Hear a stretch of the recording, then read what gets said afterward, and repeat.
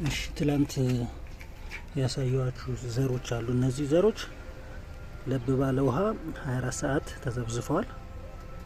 የስታር አኒስ እና የሄል ወይም የካርዳሞም ዘሮች ናቸው ለማስታወስ ያክል። ስለዚህ ዛሬ እነሱን እንዘራቸዋለን አብረን ማለት ነው። አስቀምጣለሁ እዚህ ጋር ሁለት ማዳበሪያዎች አሉኝ። አንደኛው ይሄ የጫካ አፈር ነው። እነዚህ ግንዶች ምናምን ሲበሰብሱ አፈር ወደ አፈርነት ሲለወጡ ይሄ በጣም ጠቃሚ የሚባለው ናቹራል የሚባለው ጫካ አፈር ነው። ሌላ ጊዜ እንዴት እንደሚጠቅመን አሳያችኋለሁ። ሁለተኛው ደግሞ ይሄ የከብቶች ፍግ የተዘጋጀ ነው። ከሁለቱ አዘጋጅና አፈር እዚህ ጋር ሚክስ አደርጋለሁ። በቃ እነዚህ የዛ ሚክስ ናቸው። ግንድ አለው ምናምን። የደን አፈር ደግሞ ብዙ ማይክሮ ኦርጋኒዝም ስላለው እሱም ይጠቅመናል። ኢቭን የተለያዩ ፈርቲላይዘሮች ለማዘጋጀት ይጠቅመናል። ይህንን ካዘጋጀን በኋላ አክቹአሊ ዘር ስንዘራ የሚጠቅመን በደንብ የተነፋው ቢሆን አሪፍ ነው። በደንብ የተነፋ አፈር ወደ አፈርነት የተቀየረ ቢሆን አሪፍ ነው።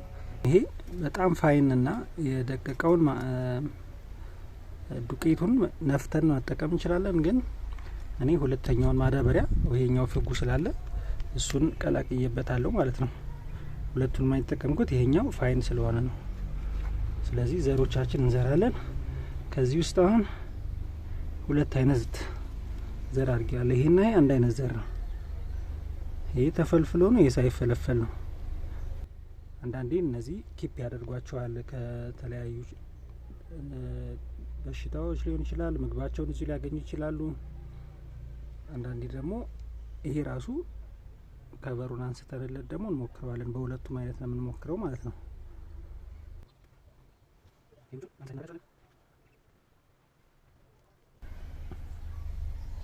መጀመሪያ እንደዚህ ጣስ እናደርግላቸውና እንቀብራቸዋለን።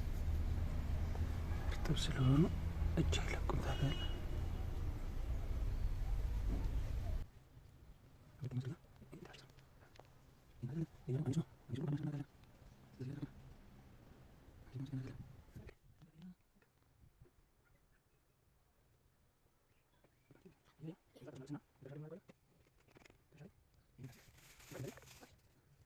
እንደዚህ ይሄንን እንደዚህ እናስረዋለን።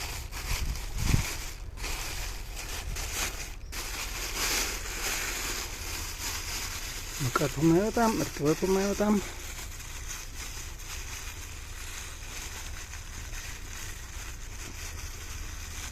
በየተወሰነ ቀኑ እናያለን። ከሳምንት ከሁለት ሳምንት በኋላ እስከ 14 ቀን ድረስ እንሰቀዋለን።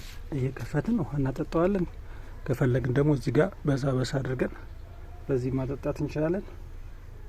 እኔ ግን ማየት ስለምፈልግ እንደዚህ እንዲሆን ነው የምፈልገው። ትንሽ ብርሃንና ብዙ ሙቀት ነው የሚፈልገው። እንደዚህ ቆይተን እንግዲህ ሳምንት እንገናኛለን። ቴንኪው